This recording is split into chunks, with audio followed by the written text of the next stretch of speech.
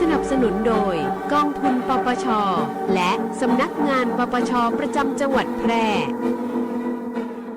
ธนาคารอาคารสงเคราะห์ธนาคารที่ดีที่สุดสำหรับการมีบ้านเรายินดีให้บริการทั้งด้านสินเชื่อและเงินฝากไม่ว่าจะซื้อจะสร้างจะรีไฟแนนซ์จะต่อเติมซ่อมแซมอาคารหรือจะฝากจะถอนหรือซื้อสลากธนาคารอาคารสงเคราะห์ทำให้คนไทยมีบ้านข่าวดีธนาคารอาคารสงเคราะห์ออกหน่วยให้บริการนอกสถานที่ณที่ว่าการอำเภอ2ทุกวันอังคารตั้งแต่เวลา 9 นาฬิกาถึง 15 นาฬิกา 30 นาทีและณที่ว่าการอำเภอวังชิ้นและที่ว่าการอำเภอหลองทุกวันพุธตั้งแต่เวลา 9 นาฬิกาถึง 15 นาฬิกา 30 นาทีธนาคารอาคารสงเคราะห์ทำให้คนไทยมีบ้านติดต่อธนาคารอาคารสงเคราะห์สาขาแพร่โทร 054-621-490-5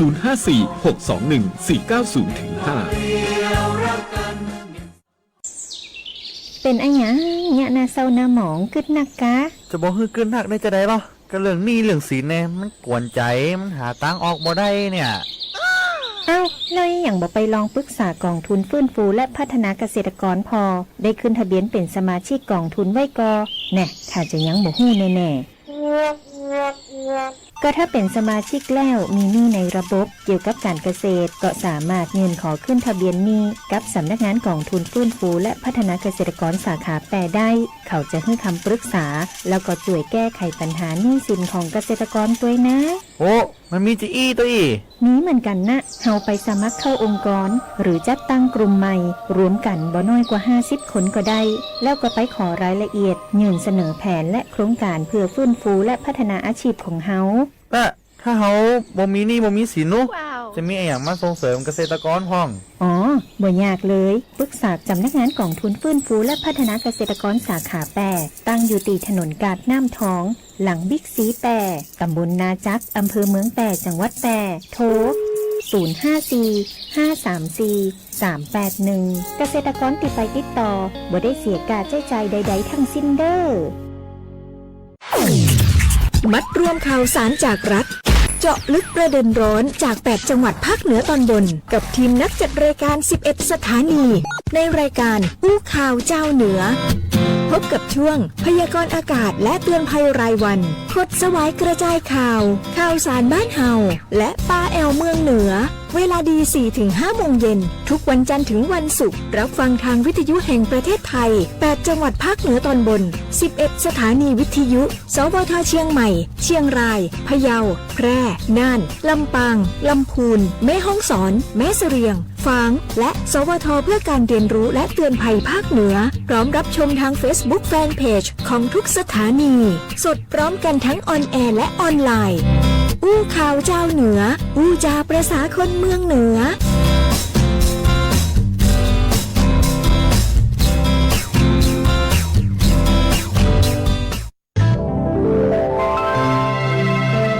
พระบาทสมเด็จพระเจ้าอยู่หัวทรงพระกรุณาโปรดเกล้าโปรดกระหม่อมพระราชทานผ้าพระกฐิน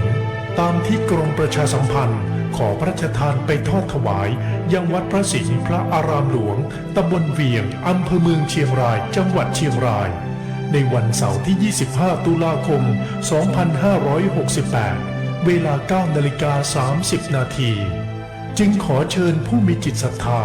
ร่วมงานทอดกฐินพระราชทานครั้งนี้โดยพร้อมเพรียงกัน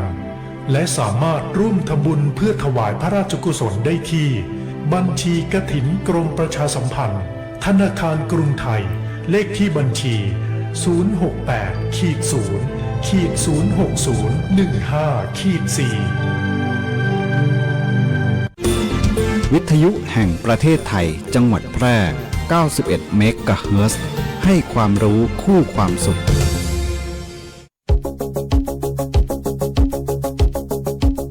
ข่าวสารฉับไวใกล้ตัวบริการทันใจร่วมแรงร่วมใจงานบ้านงานบุญประกวดราคาโปร่งใส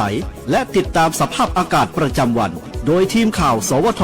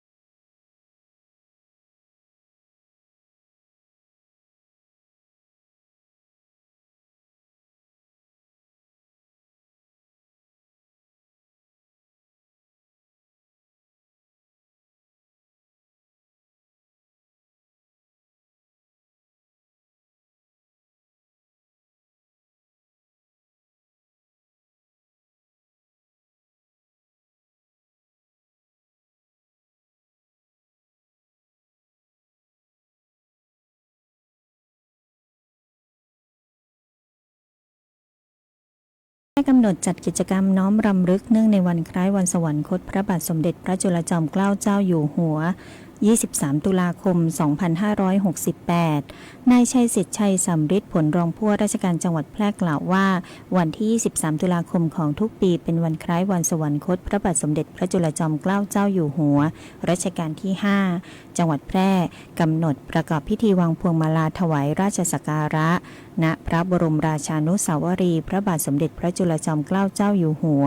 ศาลากลางจังหวัดแพร่ในวันที่ 23 ตุลาคม 2568 เพื่อน้อมรำลึกในพระมหากรุณาธิคุณและแสดงออกถึงความจงรักภักดี โดยในวันที่ 7 ขออภัยค่ะ โดยในเวลา 7 นาฬิกาจะมีการลงทะเบียนวางพวงมาลาและ 8 นาฬิกาส่วนราชการหน่วยงานทุกภาคส่วนประกอบพิธีวางพวงมาลาเบื้องหน้าพระบรมราชานุสาวรีย์พระบาทสมเด็จพระจุลจอมเกล้าเจ้าอยู่หัวเวลา 8 นาฬิกา 15 นาทีผู้ว่าราชการจังหวัดแพร่ประธานในพิธีประกอบพิธีวางพวงมาลาในนามประสบกนิกรชาวแพร่เบื้องหน้าพระบรมราชานุสาวรีย์พระบาทสมเด็จพระจุลจอมเกล้าเจ้าอยู่หัวจุดธูปเทียนเครื่องทองน้อยถวายราชสักการะและกล่าวคำน้อมรำลึกในพระมหากรุณาธิคุณจึงขอแจ้งการแต่งกายข้าราชการพนักงานรัฐวิสาหกิจเครื่องแบบปกติขาวสวมหมวกประชาชนทั่วไปชุดผ้าไทยชุดสุภาพโทนสีชมพูพระบาทสมเด็จพระปรมินทรมหาจุฬาลงกรณ์พระจุลจอมเกล้าเจ้าอยู่หัวเป็นพระมหากษัตริย์รัชกาลที่ 5 แห่งราชวงศ์จักรีเสด็จพระราชสมภพเมื่อวันอังคารที่ 20 กันยายน 2396 เป็นพระราชโอรสองค์ที่ 9ในพระบาทสมเด็จพระจอมเกล้าเจ้าอยู่หัวและสมเด็จพระเทพสิรินทราบรมราชินีสวดราชสมบัติเมื่อวันพฤหัสบดีเดือน 11 ขึ้น 15 ข้ามปีมะรงหรือพุทธศักราช 2411 รวมสิริดำรงราชสมบัติ 42 ปี 22 วันเสด็จสวรรคตเมื่อวันเสาร์ที่ 23 ตุลาคม พุทธศักราช 2453 ด้วยโรคพระวักกะรวมพระชนพรรษา 57 พรรษาโดยมักจะเรียกพระนามว่าพระปิยมหาราชแปลว่าราชายิ่งใหญ่ผู้ทรงเป็นที่รักและเรียกพระพุทธเจ้าหลวงจังหวัดแพร่เตรียมจัดวิ่งฝ่าสายหมอกแพร่ซูเปอร์ฮาล์ฟมาราธอน 2025 ระดมทุนซื้ออุปกรณ์การแพทย์ให้โรงพยาบาลแพร่สำนักงานประชาสัมพันธ์จังหวัดแพร่รายงานว่าวันนี้เวลา 9:30 นาที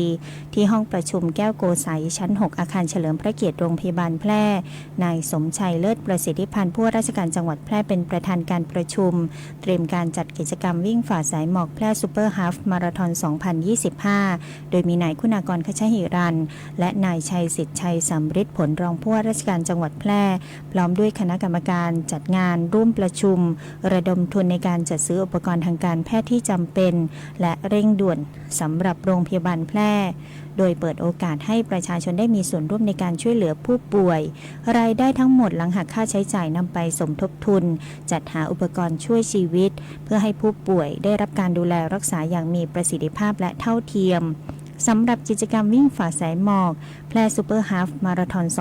2025 จัดขึ้นในวันอาทิตย์ที่ 7 ธันวาคม 2568 แบ่งการแข่งขันออกเป็น 5 ประเภทมีการปล่อยตัวนักวิ่งที่ลานกิจกรรมวัดพระธาตุช่อแห่พระอารามหลวงเส้นทางผ่านถนนด้านหลังพระธาตุช่อแห่ท่ามกลางบรรยากาศธรรมชาติอันงดงามของจังหวัดแพร่ในช่วงฤดูหนาวและเปิดรับสมัครตั้งแต่วันที่ 8 ตุลาคม 2568 เป็นต้นไปติดต่อสอบถามเพิ่มเติมได้ทางโทรศัพท์หมายเลข 092-515-9556 และ 087-193-4087ปพ.อัปเดตการจ่ายเงินเยียวยาผู้ประสบภัยกรณีอพยพชายแดนไทยกัมพูชารอบแรกปพ.อัปเดตการจ่ายเงินเยียวยาผู้ประสบภัยกรณีอพยพชายแดนไทยกัมพูชารอบแรกวันนี้สุรินทร์บุรีรัมย์ศรีสะเกษโอนเงินสำเร็จ 143,460 ครัวเรือนรวมจำนวนเงิน717ล้านกรมป้องกันและบรรเทาสาธารณภัยหรือปพ.ได้อัปเดตการจ่ายเงินเยียวยา ให้กับประชาชนในกรณีอพยพระหว่างการเกิดสถานการณ์ภัยอันเนื่องมาจากการกระทำของกองกำลังนอกประเทศระหว่างชายแดนไทยกัมพูชาวันที่ 6 ตุลาคม 2568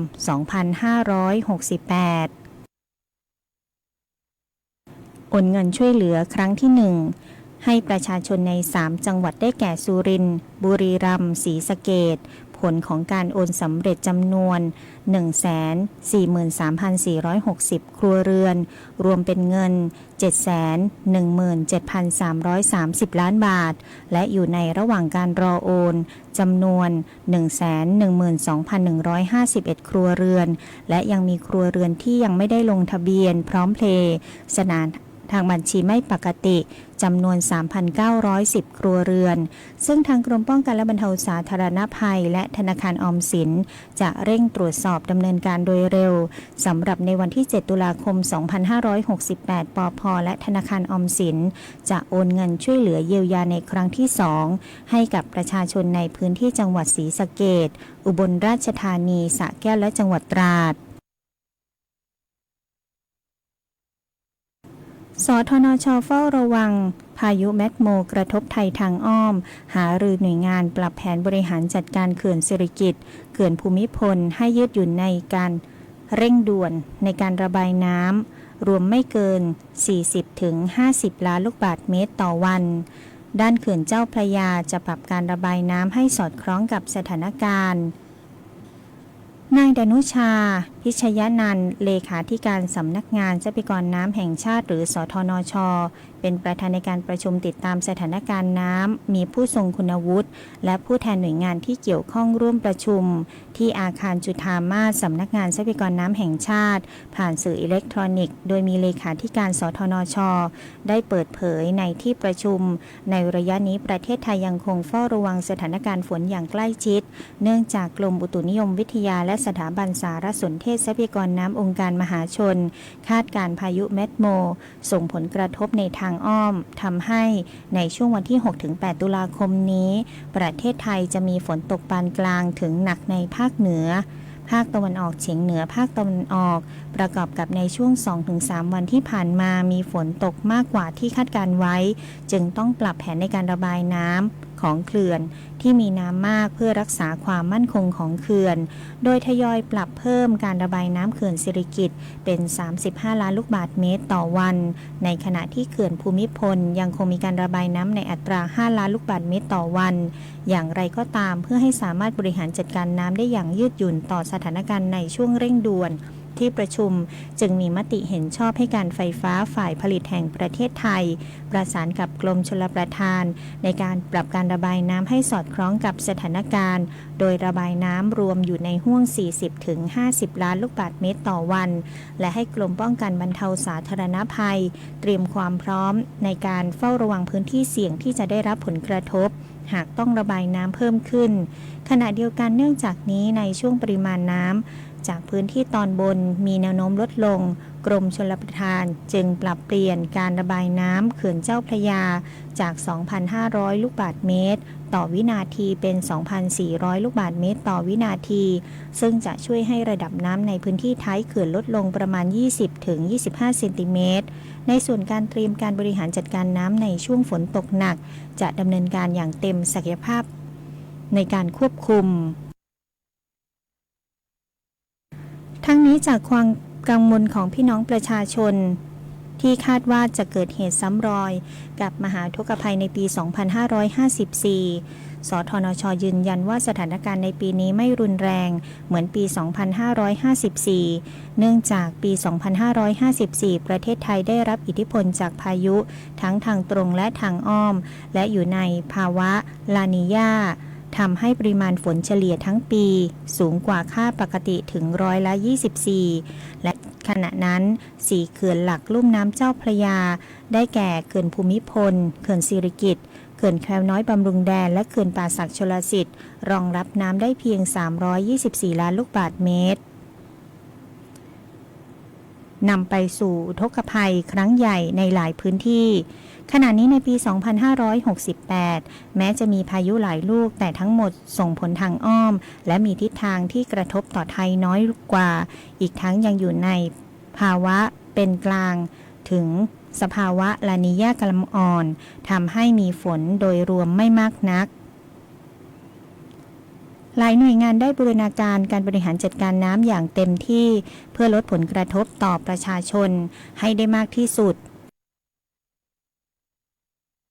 เสริมสร้างศักยภาพให้ธุรกิจของคุณด้วยการแปรรูปสินค้าเกษตรสู่ฟิวเจอร์ฟู้ดติดอาวุธทางปัญญาให้พร้อมแข่งขันในตลาดยุคใหม่ เรียนรู้ดูงานและต่อยอดกับผู้เชี่ยวชาญมืออาชีพกับโครงการลานนาฟิวเจอร์ฟู้ดสมัครง่ายๆผ่านแบบฟอร์มออนไลน์เพจ Facebook สำนักงานอุตสาหกรรมจังหวัดพะเยาสำนักงานอุตสาหกรรมจังหวัดเชียงรายสำนักงานอุตสาหกรรมจังหวัดแพร่และสำนักงานอุตสาหกรรมจังหวัดน่านหรือโทร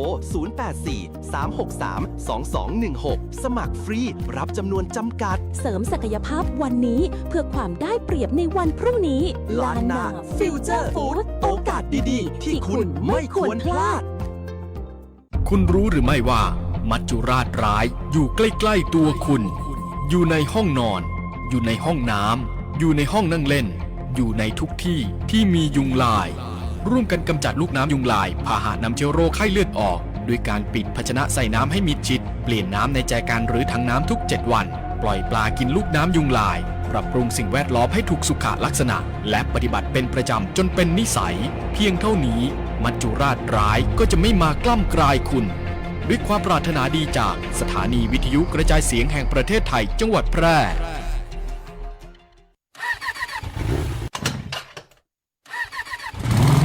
เฮ้ยไอ้พันพวกกันนกใส่วินัยจราจรดูบุมีคันเร่งดูบ่หยุดเล่านี่ดูบ่หือเหลือแล้วชีวิตดูบ่ฟื้นบุมีสวมหมวกนิรภัยมีวินัยจราจรเมาส์บอกครับจะได้กลับบ้านอย่างปลอดภัยเน้อเจ้า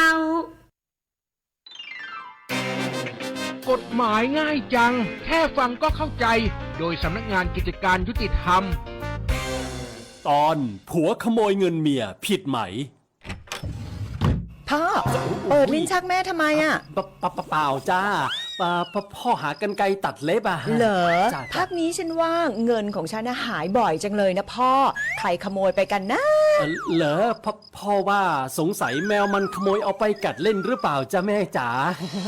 กฎหมายว่าไว้ถ้าเป็นสามีภรรยาที่จดทะเบียนกันขโมยเงินหรือทรัพย์สินที่2คนสามีภรรยาเป็นเจ้าของร่วมกันโดยไม่มีคนอื่นร่วมเป็นเจ้าของอยู่ด้วยถือว่ามีความผิดแต่ไม่ต้องรับโทษค่ะทั้งนี้จะต้องไม่มีการข่มขู่หรือใช้กำลังทำร้ายให้เกิดอันตรายสาหัสถึงแก่ความตายเพื่อเอาทรัพย์นั้นด้วยนะคะแมวตัวนี้สงสัยจะต้องจัดการลงโทษไม่ให้ข้าวสัก3 วันดีไหมพ่อ อย่าเลยสงสารมันจ้าพ่อไปล้างจานก่อนนะหากสงสัยเรื่องกฎหมายหรือได้รับความไม่เป็นธรรมติดต่อสำนักงานยุติธรรมจังหวัดทั่วประเทศหรือโทรสายด่วนยุติธรรม1111กด77นะ จะบอกให้ขอเจริญพรญาติโยมสาธุชนทั้งหลายทุกท่านทุกคนร่วมงานประเพณีกินสละหลวงเมืองแพร่ซึ่งถือเป็นประเพณีอันเก่าแก่ทรงคุณค่าและเป็นเอกลักษณ์ของชาวล้านนาที่ได้ปฏิบัติสืบทอดกันมาอย่างยาวนานเพื่อถวายทานอุทิศกุศลแก่ผู้ล่วงลับและเป็นการบำเพ็ญบุญบารมีอันยิ่งใหญ่สืบทอดอายุพระพุทธศาสนารักษาประเพณีวัฒนธรรมที่ดีงามของไทยไว้ตลอดจนเป็นการส่งเสริมความสามัคคีในหมู่ชุมชนสังคมในจังหวัดและในบ้านเมืองดังนั้นในนามของคณะสงฆ์จังหวัดแพร่อาตมาภาพขอเจริญพรเชิญชวนพุทธศาสนิกชนทุกท่านทุกคนในจังหวัดแพร่และจังหวัดใกล้เคียงมาร่วมเป็นส่วนหนึ่งของการจัดงานประเพณีกินสละหลวงเมืองแพร่ประจำปี 2568 ซึ่งจะจัดขึ้นในวันที่ 15 ตุลาคม 2568 เวลา 9 นาฬิกาเป็นต้นไปณวัดพระบาทมิ่งเมืองวรวิหารก็ขออนุโมทนาสาธุการทุกท่านทุกคนและขอเรียนเชิญมาร่วมงานกันโดยพร้อมเพรียงกันทุกท่านทุกคนด้วยเถิดขอเจริญพรมาติดตามพยากรณ์อากาศจากสถานีอุตุนิยมวิทยาแพร่ประจำวันอังคารที่ 7 ตุลาคม พุทธศักราช 2567 68 บริเวณภาคเหนือภาคตะวันออกเฉียงเหนือตอนบนมีฝนตกหนักในบางแห่งโดยเฉพาะบริเวณจังหวัดหนองคายบึงกาฬสกลนครขอให้ประชาชนระวังอันตรายจากฝนที่ตกหนักฝนที่ตกสะสมเนื่องจากมรสุมตะวันตกเฉียงใต้กำลังปานกลางที่พัดปกคลุมทะเลอันดามันประเทศไทยอ่าวไทยมีกำลังแรง